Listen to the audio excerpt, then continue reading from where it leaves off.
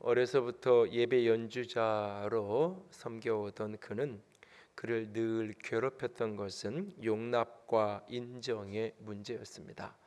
한마디로 그는 그 아버지와의 관계 속에서 인정 중독이라고 할 만큼 아버지 용납과 인정받음에 매달려 있는 것을 보게 됩니다. 어려서부터 교회에서 봉사를 한 것도 아버지에게 용납받고 인정받기 위해서였다고 그는 고백합니다. 그는 내적인 문제를 숨기려고 모든 사람이 자신을 좋아하게 만들겠다는 생각으로 가득 차 있었습니다. 그래서 모든 일의 최고가 되어야 했습니다. 다양한 봉사와 교회 생활을 통해 아버지에게 인정받을 수 있다라고 그는 생각한 것입니다. 이렇게 인정 중독 속에 자기 정체성이 굉장히 약했던, 자존감이 아주 낮았던 그는 스스로에게 의미와 자부심을 키우기 위해서 학교나 교회에서의 모든 활동에 열정적으로 열심히 참여했지만 그의 내적인 혼란스러움은 더 깊어만 갈 뿐이었습니다. 결국 낮은 자존감과 자기 정체성에 대한 혼돈은 성 정체성의 혼돈으로 이어지고 그는 열병을 앓게 되어집니다. 결국 인간으로서 가져야 할 근본적인 정체성마저 흔들려 가게 되어집니다. 내면의 갈등이 심해질수록 그는 교회를 섬기는 일에 더욱 집중합니다. 하지만 그럴수록 혼란은 더욱 심해져 갈 뿐입니다. 창조주 하나님의 섭리를 거스르는 행위로 손가락질 당하고 판단받을까봐 두려워 도움을 청할 수도 없습니다. 두려움은 의심과 불안을 가져오기 시작하면서 더 깊이 그는 동성애에 빠져들어가기 시작합니다. 그러면서 교회 안에서의 그냥 편안하게 웃으며 이야기하는 모든 것이 가식적이고 위선적으로만 다가옵니다. 마침내 그는 교회를 떠나고 싶은 마음까지 들게 되었습니다. 매월 넷째 주마다 견고한 진 파악이 시리즈에 대한 말씀을 나누고 있습니다. 그리스도인이 참된 자유와 회복을 위해서 나를 막고 있는 견고한 진을 반드시 파하고 깨뜨려야 합니다. 우상 숭배와 불신이 파해져야 하고, 교만과 거짓이 깨어져야 하고, 불안과 거절감에서 놓여나야 합니다. 그리고 오늘 중독의 견고한 진이 파해지는 은혜가 우리 가운데 있기를 원합니다. 중독은 모든 명예 중에 가장 잔인하기 그지없는 우리를 속이는 견고한 진입니다. 겉으로는 아주 편안함을 약속하는 다정한 친구처럼 다가옵니다. 그러나 마치 예수님에게 입맞추며 결국 예수님을 팔아먹었던 가룟 유다처럼 우리의 밤에 키스를 하는 척하지만 이내 우리의 주머니를 털고 대적에게 우리를 헐값으로 팔아 넘겨버리는 것이 중독입니다. 중독이라는 견고한 진에 의해서 겪게 되어지는 무력감은 그 어떤 것에도 비교할 수 없을 정도로 우리를 피폐하게 만들고 우리의 삶을 망가뜨려가는 것을 보게 되어집니다. 여러분에게는 어떤 중독의 견고한 진이 있나요? 중독을 사전적으로 정의하면 습관적으로 열중하거나 몰두하는 것, 이렇게 되어 있습니다. 중독의 영어 표현이 어딕션이라는 단어인데, 이 단어는 원래 라틴어 어디케이테케네라고 하는 단어에서 유래하게 되는데, 그 의미는 동의하다, 양도하거나 굴복하는 것을 의미합니다. 고대 사회에서 이 단어는 누군가에게 잡혀가서 감금이 되거나 또는 전쟁에서 패한 다음에 노예가 되어진 그런 사람들을 가르칠 때 쓰여지는 용어였습니다. 이것이 현대의 중독자들을 묘사하는 아주 적절한 단어임에 틀림없습니다. 왜냐하면 중독이라는 것이 처음은 내가 선택하고 내가 붙들지만 이내 내가 그것의 노예가 되어버리고 말기 때문입니다. 지금까지는 주로 중독의 문제를 물질과 관련된 이야기로 많이 생각을 했습니다. 코카인이나 카페인이나 술이나 담배, 당과 같은 어떤 특정한 물질에 중독되어져서 그것이 없이는 살 수 없는 상태를 이야기할 때 많이 사용했습니다. 그러나 최근 들어서는 이것이 좀 더 넓은 의미로 확장되어지면서 습관적으로 하는 행동 혹은 그렇게 하지 않으면 스스로 참지 못하는 노예와다는 행동을 중독이라고 지칭하면서 그것을 숨겨진 중독이라고 부르게 됩니다. 그래서 중독은 크게 물질에 대한 코카인이나 카페인과 같은 그 어떤 특정한 물질에 중독되어지는 경우와 더불어서 숨겨져 있는 많은 요소 속에 중독의 현상들이 나타납니다. 때로는 성에, 때로는 관계 속에서 인정받는 것에, 때로는 어떤 일에, 특정한 취미나 스포츠에, 심지어는 종교조차도, 신앙조차도 때로는 건강한 의미의 올바른 신앙이 아니라 중독의 또 다른 표현으로서 신앙생활을 하게 되는 경우까지 만나게 되어집니다. 그래서 중독이라는 것에 어떤 특정한 물질 또는 특정한 사람, 특정한 행동에 묶여져 그것의 노예가 되어지는 모습이 되는데, 혹 나는 그런 것이 없나요? 여러분은 어떤 물질이나 어떤 사람이나 어떤 행동에 중독되어져서 내가 자유롭지 못한, 그것이 없으면 불안하고 그것이 없으면 나는 죽을 것 같고 그런 어떤 불안과 부정과 어두움 속에 나를 묶고 있는 그 어떤 것은 혹 없나요? 중독의 사슬을 끊어내고 자유케 되어지는 우리가 되기를 원합니다. 본문의 말씀은 예수님과 예수님을 믿은 몇몇 유대인들 사이에 오가는 대화의 이야기입니다. 그리고 그 대화의 중심 주제는 자유입니다. 아들은 자유하지만 종은 노예는 자유롭지 못하다라는 것이 대화의 중심적인 내용입니다. 이 중심적인 내용을 조금 더 읽어 내려가다 보면 후반부에 보면 이 모든 죄의 배후에 이 거짓의 아비요 처음부터 살인한 자인 마귀가 자리 잡고 있는 것을 이야기하고 하는 것을 보게 됩니다. 그래서 오늘 본문을 저는 이 본문에 죄라는 단어를 중독이라는 단어로 좀 바꾸어서 치환을 시켜서 본문을 조금 더 들여다보기를 원합니다. 왜냐하면 모든 중독의 배후를 파고 들어가면 그 속에는 습관적인 죄와 어두움의 뿌리가 그 속에 실존하는 것을 보게 되어집니다. 그리고 그 중독의 견고한 진이 깨트려지고 파여지지 않으면 진정한 자유를 누릴 수 없는 모습을 보게 되어집니다.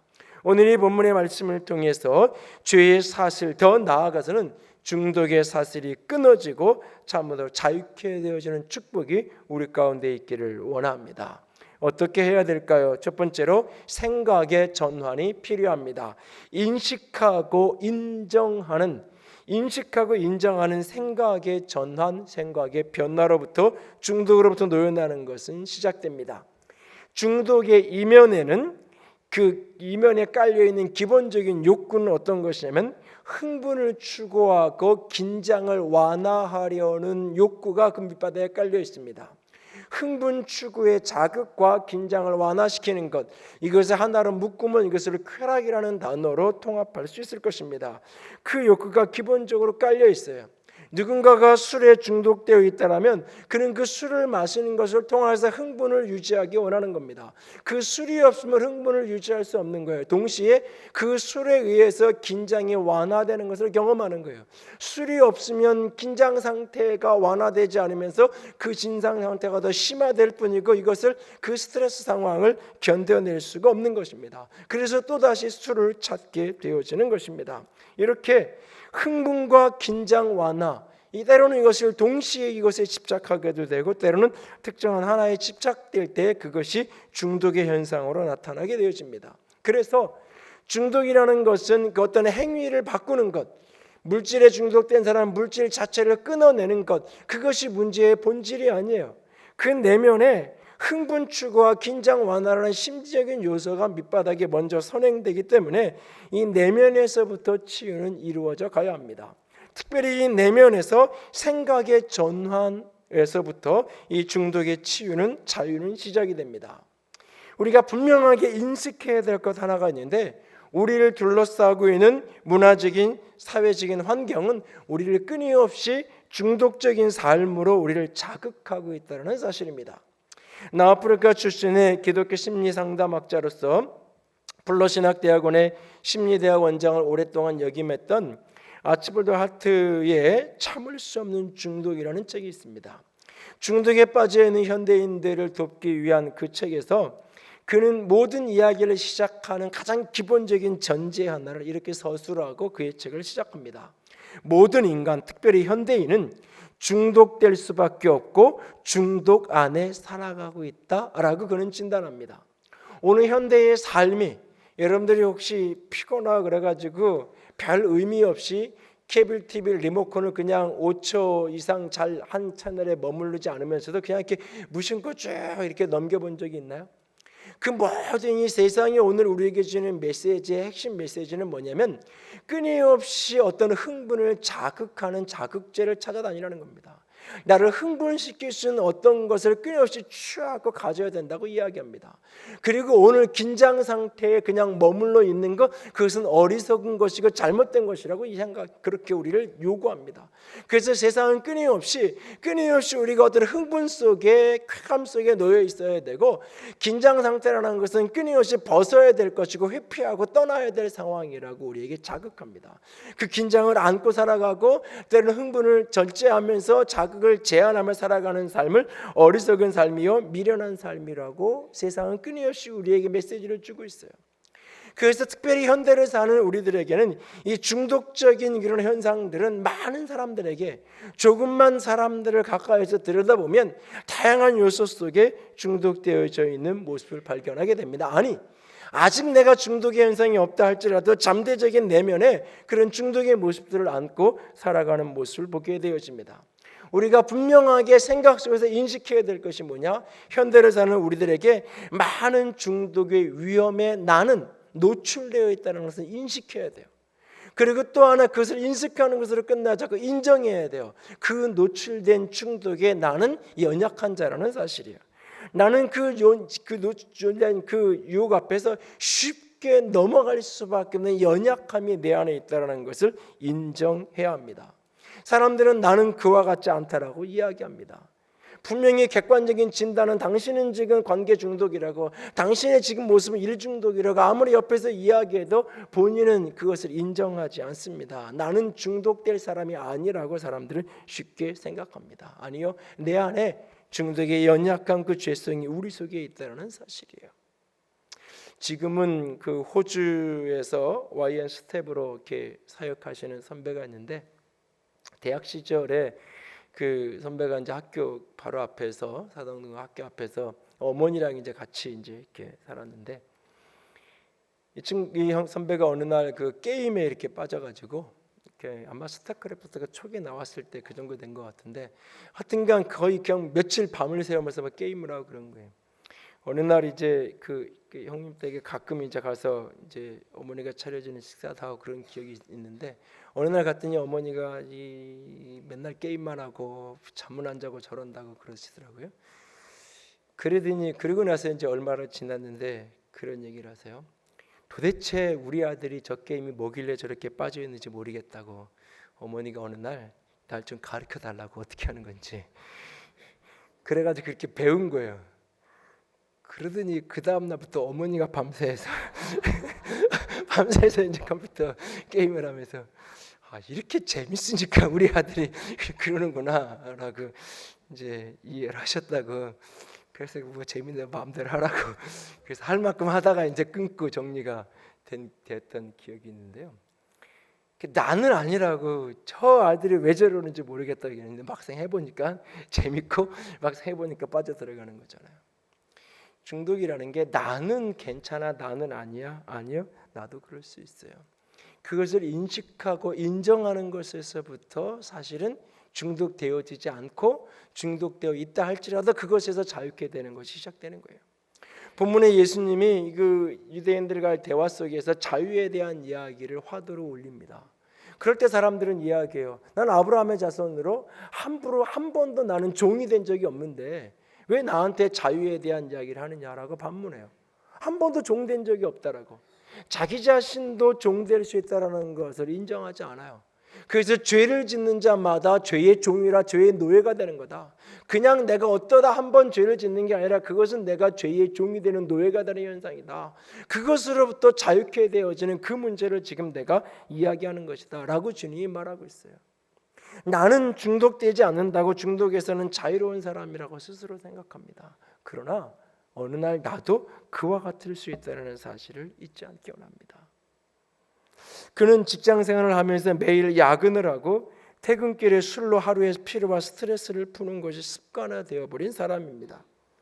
그런데도 먹는 양이 적고 주사가 없기에 스스로 술을 통제할 수 있다라고 생각합니다. 아직은 건강에 별 이상도 없는데 나는 중독이 아니다라고 늘 말합니다. 그런 연약함에도 불구하고 교회 안에서는 소그룹 리더가 되었고, 그렇게 때로는 소그룹을 인도하는, 일주일에 술 안 먹는 날은 그렇게 소그룹 모임이 저녁 시간에 있는 그날 하루 빼고는 늘 그렇게 술 속에 살아갑니다. 나는 그냥 중독된 게 아니야, 나는 그냥 좀 즐기는 편이야 라고 합리화합니다. 게다가 술과 함께 담배를 피우다 보니 자동스럽게 담배에도 젖어 들어갑니다. 그는 오랜 세월이 지난 후에 그 시절을 회상하면서 이런 이야기를 합니다.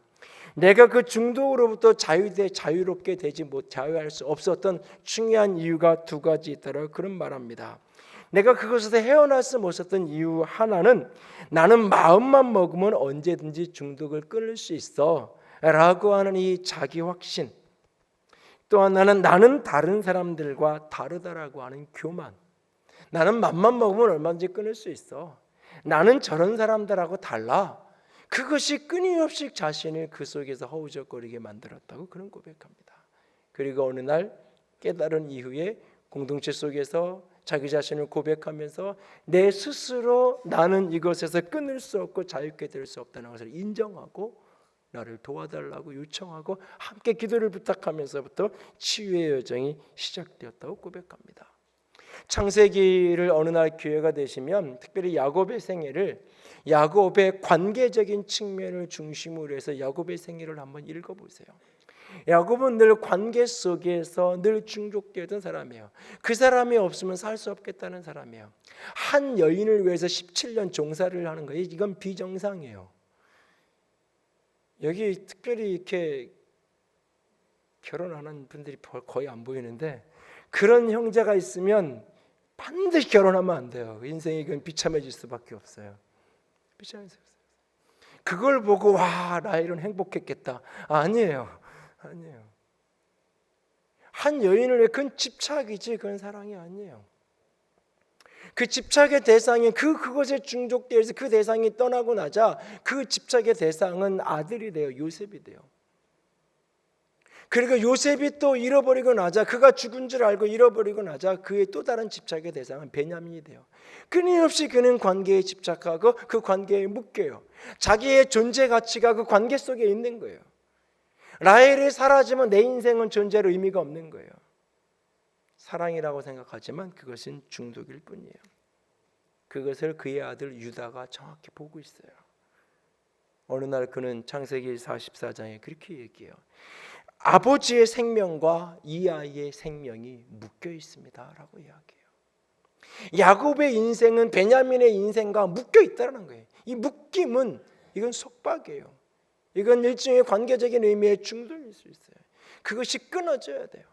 그래서 내가 이름은 이르리다, 그것을 끊어내고 놓는 것에서부터 야곱의 생애는 인생은 새로운 차원으로 전환되게 되는 것을 창세기를 들여다보면 발견되게 되어 있어요.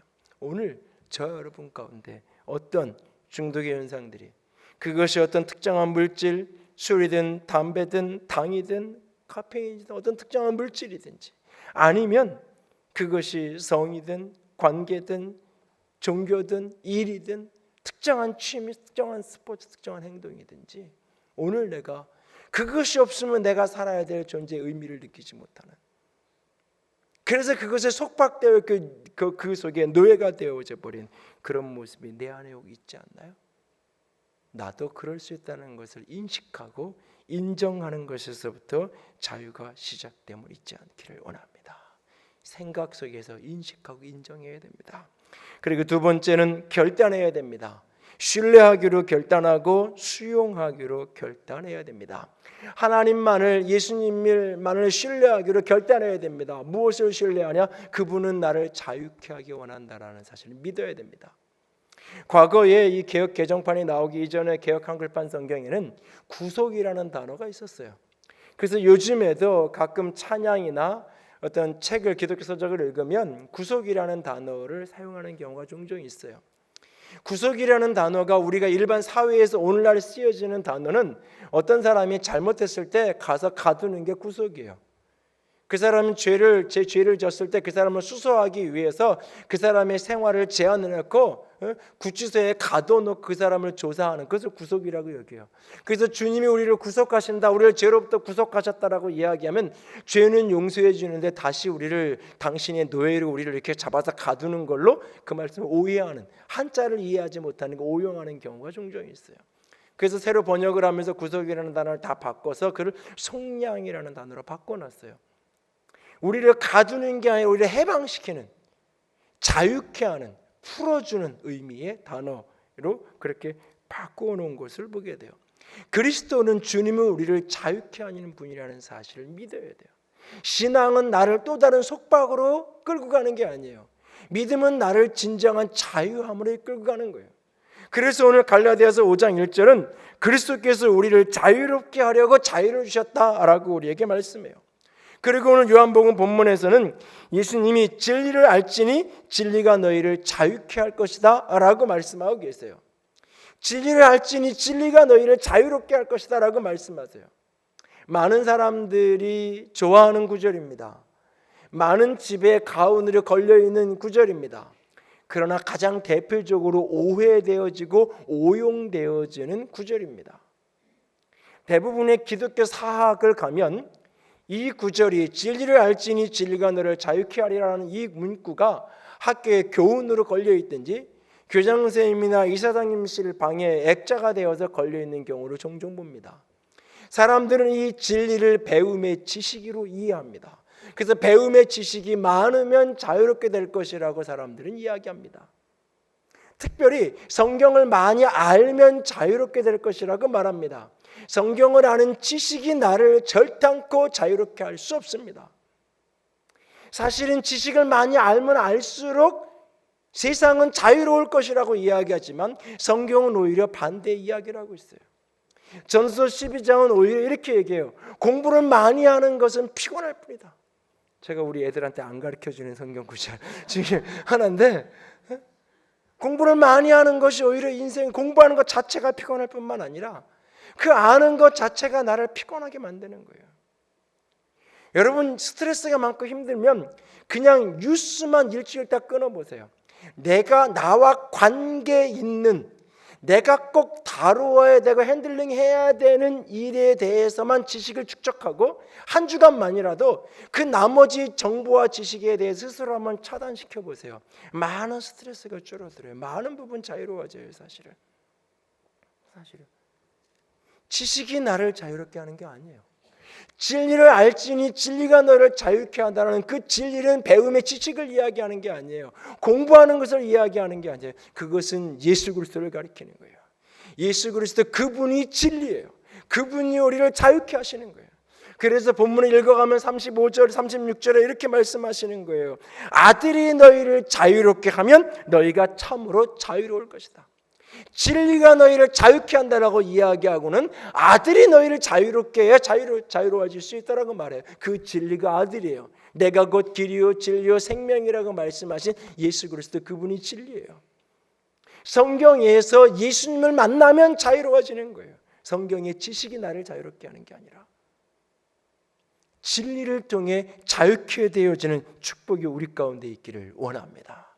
그래서 주는 영이시니 주의 영이 계신 곳에는 자유가 있다.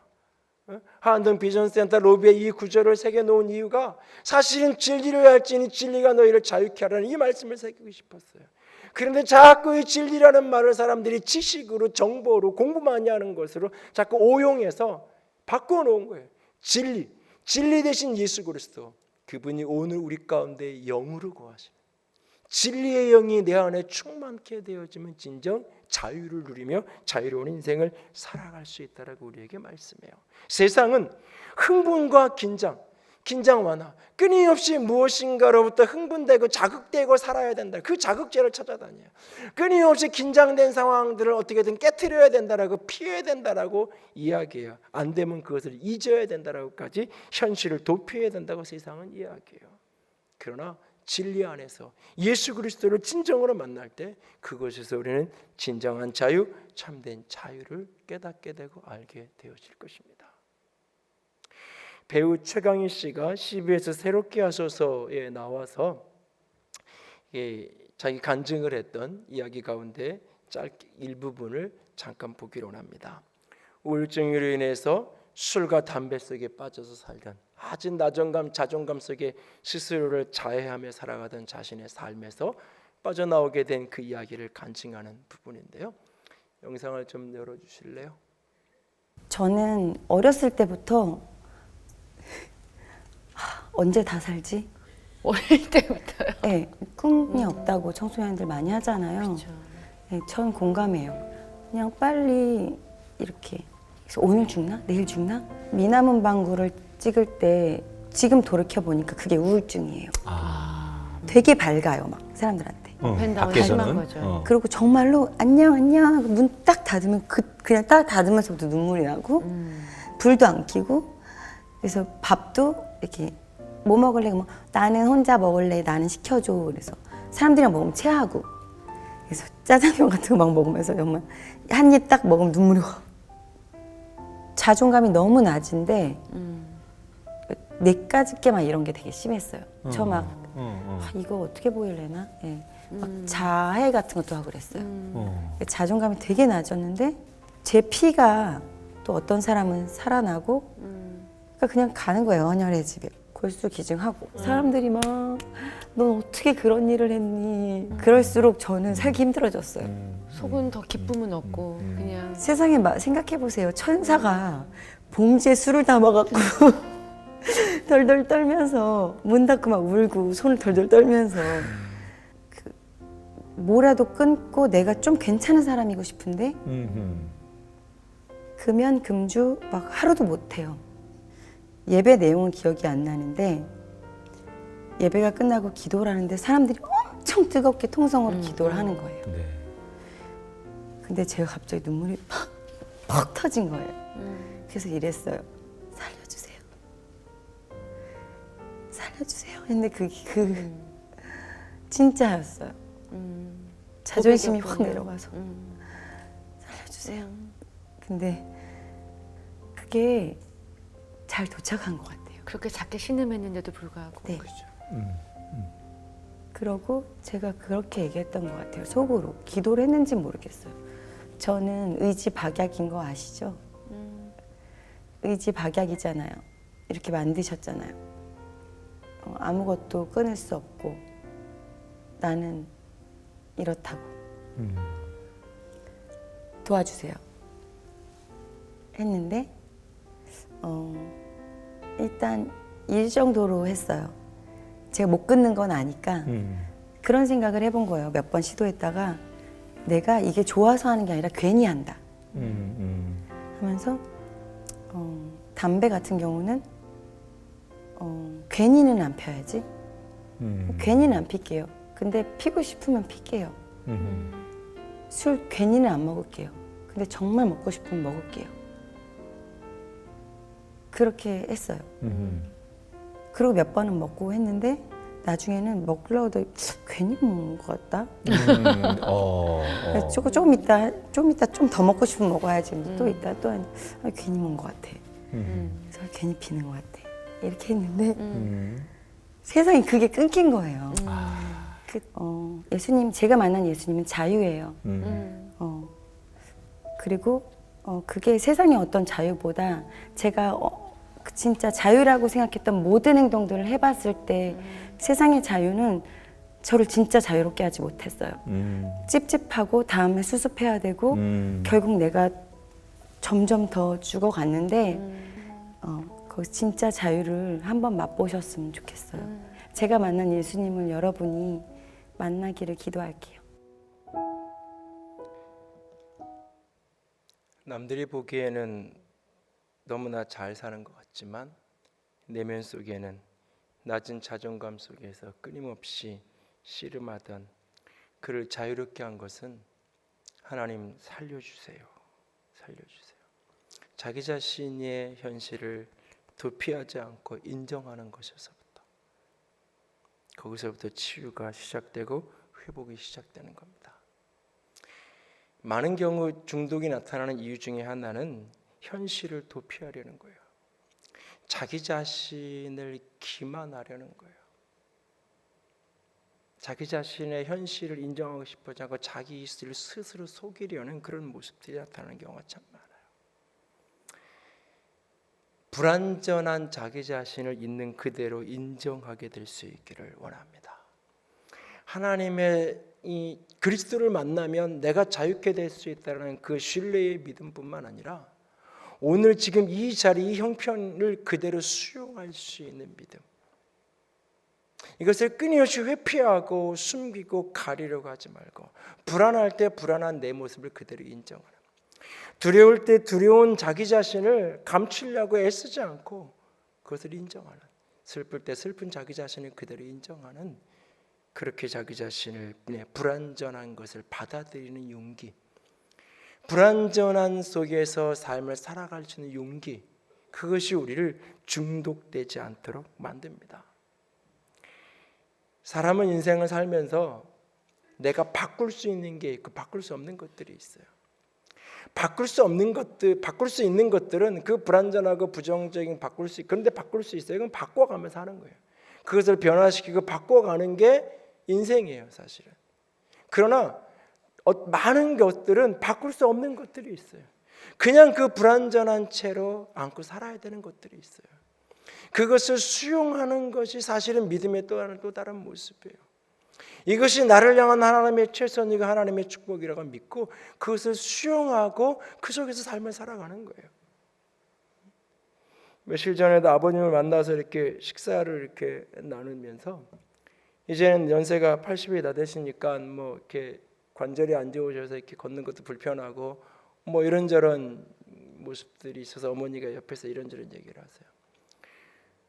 근데 그냥 그것을 이렇게 어떤 의미에서 수용하면서, 나이가 드는데 이게 자연스러운 거지, 나이가 드는데 아픈 게 당연한 거지, 그것 자체를 불편하게 이상하게 여기면 끊임없이 원망과 불평과 투덜거림 속에 살아갈 수밖에 없을 거예요. 근데 그것을 바꿀 수 없는 거예요. 내가 나이 들면서 조금은 미룰 수 있겠죠. 조금은 다른 사람을 속일 수 있겠죠, 안 그런 것처럼. 그러나 나이가 들면서 육체가 연약해지는 걸 막을 길이 없는 거잖아요. 나름 운동하고 관리하겠지만 때로는 그것을 수용하는 거예요. 거기에 자유가 있는 거예요. 끊임없이 그거를 가리고 싶어서 얼굴에 성형을 수십 번씩 하는 사람들이 있잖아요. 그 자기 자신의 모습을 수용하지 못하니까 중독적으로 그렇게 나타나잖아요, 사람들이. 이 중독으로부터 자유롭게 되려면 주님이 나를 자유케 할 수 있다는 걸 믿어야 되고, 오늘 내 삶의 자리를 하나님의 최선이라는 것을 믿고 수용하는 수용의 결단이 우리에게 필요합니다. 그리고 세 번째로 행동하셔야 됩니다. 고독하고 고백하는 그런 결단의 행동이 필요합니다. 건강한 의미의 홀로 있는 외로운 감정 자체를 그냥 즐기는, 그러면서 스스로를 더 우울하게 만드는 그런 고독을 이야기하는 것이 아니라, 홀로 있으면서 자기 자신을 정직하게 대면하는, 홀로 있으면 자기 자신을 정직하게 대면하는 그 고독의 시간, 그리고 그 정직하게 직면한 자기 자신을 신뢰할 수 있는 공동체 안에서 그 빛 가운데 자신을 노출해내는, 자기 자신을 드러내는, 자기 자신의 연약함을 고백하는 그 고독과 고백의 행동이 우리를 자유케 할 것입니다. 아치볼드 하트는 참을 수 없는 중독이라는 책에서 모든 중독은 스스로 극복할 수 없다라고 이야기합니다. 왜냐하면 그것은 심리적인 것을 넘어서 영적인 문제까지 있기 때문이라고 말하면서 중독에 벗어나기 위해서 그는 세 가지 길을 제시합니다. 첫 번째는 성경을 읽으라고 말합니다. 그는 아주 단호한 어조로 이렇게 말합니다. 성령 안에서 성경을 대하고 하나님의 말씀을 들을 때 치유하는, 성경은 치유의 책이 될 수 있다라고. 공부를 하라는 이야기가 아니에요. 성령 안에서 성경을 읽어가는 것. 그리고 두 번째는 기도를 이야기해요. 단지 내 필요를 이야기하는 기도가 아니라 하나님의 임재를 구하는 기도, 하나님이 임재하셔서 나를 만져주시는 그 기도를 구하라고 이야기해요. 그리고 세 번째가 창조적인 고독의 시간을 이야기해요. 그렇게 홀로 있음을 통해서 말씀을 읽고 성령과의 교통함 속에서 말씀을 읽고 그분이 나를 만져주시고 내게 임재하여 주시기를 끊임없이 기도하는 모습, 그리고 그 속에서 자신을 발견하고 자신을 보살피고 스스로를 가꾸고 스스로를 보살피고, 그리고 내 안에 있는 그 연약함과 혼돈과 어두움을 정직하게 신뢰할 수 있는 소그룹 공동체 속에서, 지원 그룹 속에서 그것을 고백하고 나누는 그 모습 속에 진정한 치유와 회복이 우리 가운데 찾아와지게 되어질 것입니다. 오늘 우리의 삶 가운데 나는 아니라고 말하지 말고 여러분의 삶의 내면을 곰곰이 한번 들여다보십시오. 나는 무엇에 노예가 되어 있는, 묶여 있는 그런 중독의 모습은 없는지 인식하고 인정하는 생각의 전환에서부터 하나님에 대한 신뢰와 삶을 수용하는 삶의 결단에서부터 홀로 자신을 돌아보고 고백하는 행동까지 우리의 삶이 진전되어져 진정 자유에 이를 수 있기를 원합니다. 인정 중독 속에 동성애와 씨름하던 그가 외로움과 혼란 속에서도 교회를 떠나지 않았던 한 가지 이유가 있었는데, 그것은 바로 자신이 지금까지 찬양했던 하나님 때문입니다. 천지를 창조하시고 자신을 지으신 하나님이 정말 살아계신다면, 진짜 그분이 살아계신 분이라면 나를 이 문제로부터 해답을 주실 수 있는 분도 하나님뿐이라는 생각이 들었습니다. 그는 피아노 위에 성경책을 올려놓고는 하나님 앞에 나아가기 시작합니다. 누구에게도 말할 수 없는, 그래서 감추기에 급급했던 내면의 아픔과 문제들을 정직하게 일기장에 써내려가기를 시작합니다. 지금까지 그럴듯하게 사람들에게 포장되었던 많은 것들, 그 신앙의, 때로는 신앙으로 종교로 허울로 덧씌워져서 다 벗겨내고 정직하게 자기 자신의 내면의 모습을 써내려가기 시작합니다. 절박한 마음으로 하나님 앞에 엎드려져서 어린아이처럼 단순하고 솔직한 기도를 쏟아냅니다. 하나님께 묻기 시작한 어느 날, 하나님이 정말 나에게 관심이 있다는 사실이 어느 날부터인가 느껴지기 시작합니다. 그리고 하나님께서 그에게 너의 과거와 현재와 미래의 악함까지도 다 용서하시고 잊으셨다는 사실을 깨닫게 하십니다. 일기를 써내려간 지 1년이 지난 어느 날 하나님은 그에게 일기를 태우라고 말씀하십니다.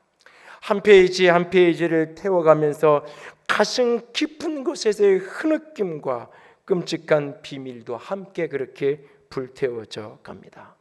그리고 그는 일기장 대신 기도 노트를 만들어서 써내려가기 시작합니다. 그날부터 그가 써내려간 기도의 내용은 찬양의 형태가 되어져 갔습니다. 무엇을 해야만 사랑받을 수 있다고 생각했던 그 사람, 그 가장 대표적인 대상이 아버지였고, 더 나아가서는 그것이 하나님이었던, 내가 무엇인가를 해야만 인정받고 사랑받는 존재일 수 있다는 그 관계 속에 느껴진 그 인정 중독 속에서, 끊임없이 낮은 자존감 속에서 결국은 성 정체성까지 왜곡된 지경에 떨어졌던 그 사람이 하나님의 사랑의 메시지가 들려지기 시작합니다. 그분이 나에게 관심이 있고 그분이 나를 사랑하신다는 사실이 가슴으로 깨달아지고 알아지기 시작합니다. 그분께서 그의 영혼을 만지시고 마음을 만지시며 너를 가장 존귀한 자라고, 너로 인하여 내가 기뻐하며 기쁨을 이기지 못하신다는 주의 고백이 자신을 향한 고백으로 들려집니다. 그동안에 자신의 모든 죄책감과 눌려있던 모든 마음을 예수 그리스도의 보혈로 온전히 씻겨주시고 자유롭게 해주시는 자유를 맛보기 시작합니다. 마침내 1981년 그는 이 십자가의 진리 속에 인정 중독을 넘어 동성애와 치열하게 씨름하던 그 혼란으로부터 하나님이 나를 구해 주셨다고 고백합니다. 무엇과도 바꿀 수 없는 그분은 나의 전부가 되었다고 고백합니다. 그리고 그는 곡을 써내려갑니다. You are my all in all. 약할 때 강함 대신에 라고 우리에게 알려져 있는 찬양. 바로 그 사람은 찬양 사역자 데니스 저니건입니다. 1983년 지금의 아내인 밀린다 휴릭과 결혼을 하고 9명의 자녀를 두면서 살아갑니다.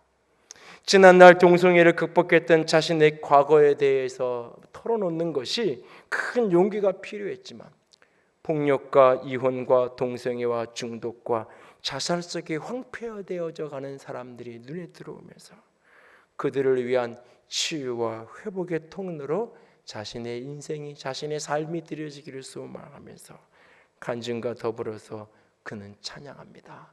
약할 때 강함 대신에, 약할 때 강함 되신다라고요. 영광이 마셔서 143번 약할 때 강함 대신에 우리가 함께 찬양하며 나아가기 원합니다. 여러분에게도 끊을 수 없는 어떤 약함이 혹 있지 않나요? 내게도 오늘 비어있는, 사람들이 보기에는 많은 것을 이루었다고 생각되고 사람들의 보기에는 많은 것이 보이지만 내 인생은 텅 비어있는 빈잔이 되어져 버린 내 모습이 있지 않나요? 오늘 주님 앞에 찬양하며 기도하며 나아갑니다. 약할 때 강함 대신에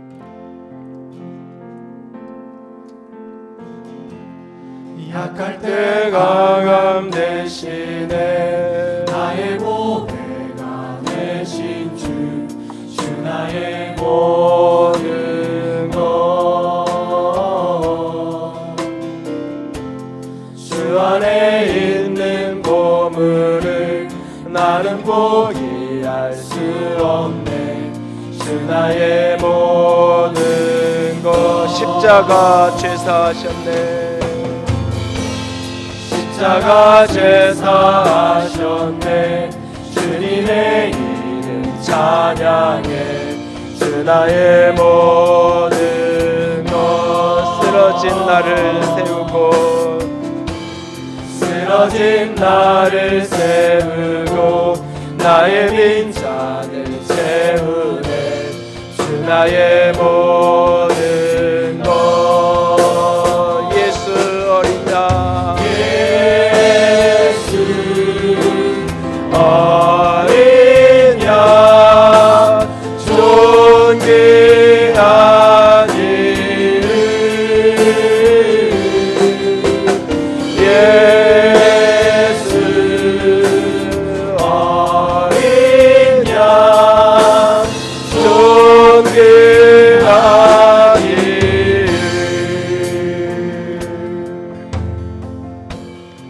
이 시간 함께 기도하기 원합니다. 이 찬양의 영어 가사를 직역하면 이렇게 됩니다. 내가 약할 때 당신은 나의 힘이 되십니다. 당신은 내가 구하는 보배가 되십니다. 나의 모든 것 되시는 주님, You are my all in all. 귀한 보배가 되시는 당신을 찾습니다. 주님 찾기를 포기한다면 나는 어리석은 자가 될 것입니다. You are my all in all. 나의 죄, 나의 십자가, 나의 수치를 담당하시고 다시 일어나신 당신의 이름을 찬양합니다. You are my all in all. 내가 넘어질 때 주님은 나를 일으키십니다. 내가 목마를 때 나의 잔을 채우십니다. 나의 모든 것 되신 주님, 예수 하나님의 어린 양, 존귀하신 당신의 이름입니다. 주님, 나의 빈잔을 채워 주시옵소서. 주님, 넘어진 나를 일으켜 세워 주시옵소서. 주님, 약한 나에게 힘이 되어 주시옵소서. 나의 수치와 나의 죄와 나의 연약함을 십자가에 대해 다 못 박아 주시옵소서. 같이 기도합니다. 사랑의 하나님, 영광의 하나님, 주님만을 바라봅니다. 십자가 죄사 주의 영광 가운데, 주의 생명 가운데, 주의 사랑 가운데, 주의 영화로우신 가운데, 주의 아름다우신 가운데, 예 주님, 내가 주님만을 바라봅니다. 예 주님, 예 주님, 예 주님. 나의 빈잔을 채우네. 주 나의 주님, 당신의 사랑으로, 당신의 생명으로, 당신의 영광으로, 당신의 아름다움으로 주님 나를 붙들어 주시옵소서. 영광의 하나님 나를 살려주시옵소서. 주님 나를 도와주시옵소서. 주님 나를 일으켜 세워주시옵소서. 주님 나를 붙들어 주시옵소서. 예 주님 당신의 사랑으로, 당신의 영광으로, 당신의 아름다움으로 예 주님 나를 도와주시옵소서. 예 주님 나를 일으켜 세워주시옵소서. 예 주님 예 주님 존귀하니 약할 때 강함 대신에,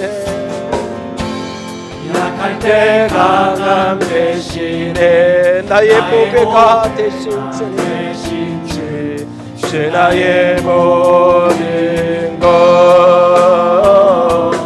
주 안에 있는 보물을 나는 포기할 수 없습니다. 주님, 주 나의 모든 것, 십자가 죄 사하셨네, 십자가 죄 사하셨네. 주님의 이름 나를 자유케 하실 주 나의 모든 것, 쓰러진 나를 세우고, 쓰러진 나를 세우고 나의 빈잔을 채우시네. 주 나의 모든 것, 예수 어린 양, 예수 어린 양 존귀하니,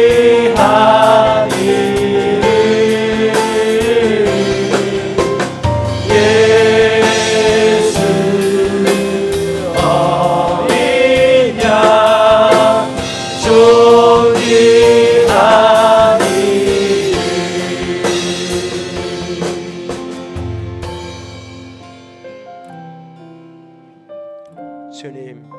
주님, 그것이 어떤 물질이든지, 그것이 어떤 사람이든지, 그것이 어떤 행동이든지, 그것이 없으면 살 수 없을 것 같은, 그래서 끝없이 집착하게 돼, 끝없이 강박적으로 내가 그 노예로 묶여 살아가게 되는 그 무엇으로부터 자유케 되기를 원합니다. 끊고자 할 때 끊을 수 있는 자유가 우리에게 있기를 원합니다. 주님, 우리를 자유케 하여 주시옵소서. 진리를 알지니 진리가 너희를 자유케 하리라. 아들이 너희를 자유케 하면 너희가 자유로울 것이라고 말씀하신 주님, 주는 영이시니 주의 영이 계신 곳에 자유가 있다고 하신 주님 안에 참된 자유를 누리며 살아가는 주의 백성들 될 수 있도록 주님 붙들어 주시옵소서. 하늘의 능력과 영광으로 온전히 사로잡아 주시옵소서. 주님 찬양합니다. 주의 이름으로 축복합니다. 우리 주님 예수님 이름으로 기도드렸습니다. 아멘. 이제는 우리 주 예수 그리스도의 은혜와 하나님 아버지의 놀라우신 사랑하심과 성령 하나님의 교통하시며 기름 부으시는 그 은혜가 오늘도 그 어떤 묶임으로부터 자유케 되어진 진정한 자유자로 살아가기로 작정하고 소원하는 모든 이들 위해 이제로부터 영원토록 함께 있을지어다. 아멘.